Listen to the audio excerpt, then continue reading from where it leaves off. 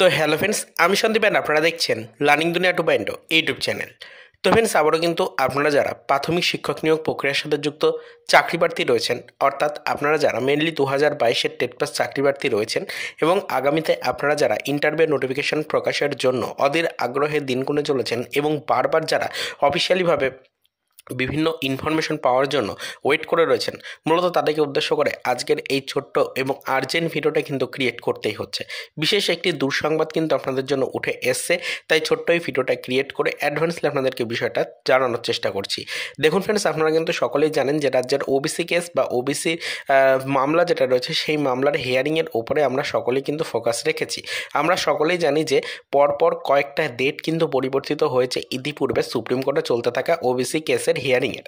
তবে সেই ডেট পরিবর্তিত হয়ে আমাদের কিন্তু এই 18 তারিখ অর্থাৎ আজকের ডেটে এসে লাস্ট হিয়ারিংয়ের ডেট কিন্তু নির্ধারিত হয়েছিল।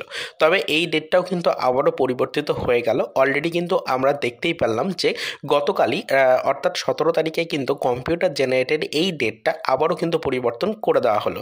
তো অফিসিয়ালিভাবে আপনারা কিন্তু অফিসিয়াল ওয়েবসাইটে যদি নজর রাখেন তাহলে দেখতেই পারবেন যে সুপ্রিম কোর্টের অফিসিয়াল ওয়েবসাইটে আপনাদের আবারও ওবিসি মামলার যে হিয়ারিংয়ের ডেট রয়েছে সেই ডেট কিন্তু পরিবর্তিত হয়ে গেছে এবং কম্পিউটার জেনারেটিং ডেট নতুন করে আবারও কিন্তু দেওয়া রয়েছে 18/3/2025 তারিখে।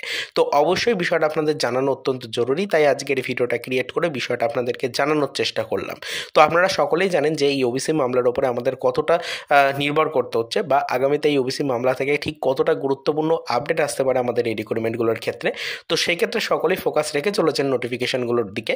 তবে অলরেডি যা খবর উঠে আসছে তার উপরে বেশ করে আপনাদেরকে এটাই জানাচ্ছি যে ওবিসি মামলার হিয়ারিংয়ের ডেট আবারও পিছিয়ে দেওয়া হলো। অলরেডি কিন্তু যে খবর ছিল সেটা হচ্ছে কম্পিউটার জেনারেটিং ডেট ছিল কিন্তু এই ফেব্রুয়ারি মাসের 18 তারিখে, সেই ডেটটা আবারও পরিবর্তিত হয়ে গেল। দীর্ঘ 1 মাসের একটা লম্বা গ্যাপ কিন্তু আবারও পড়ে গেল।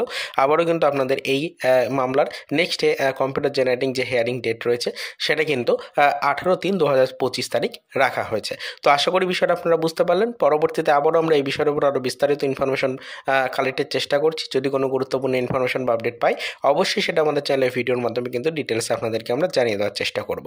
তারপরও তো এই পর্যন্তই, চলুন দেখা হবে নেক্সট ভিডিওতে। পরবর্তীতে আবারও আমাদের প্রাথমিক শিক্ষক নিয়োগ প্রক্রিয়া 2022-এর টেট পাস চাকরি প্রার্থীদের জন্য কিছু আদার্স অফিসিয়াল আপডেটের সাথে।